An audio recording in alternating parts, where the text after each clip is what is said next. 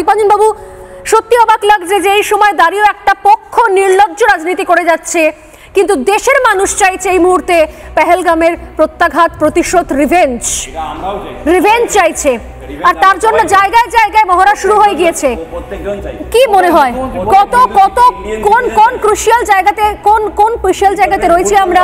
কেন এই ধরনের প্রিপারেশন মহড়াগুলো খুব জরুরি হয়ে দাঁড়াচ্ছে দীপাঞ্জন বাবু?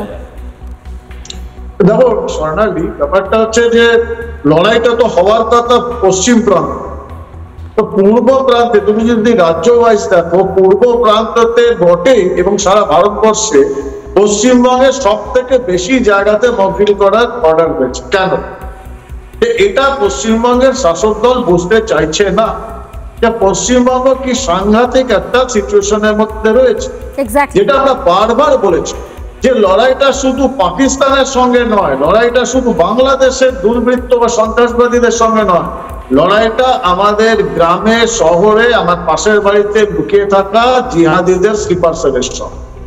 এবং এরা যে কি করতে পারে তার একটা ল্যাবরেটরি টেস্ট আমি বারবার বলেছি, মুর্শিদাবাদে দেখেছো, কলকাতায় দেখেছো, এবং তারপর মুখ্যমন্ত্রীর ভাষণও আমি শুনলাম।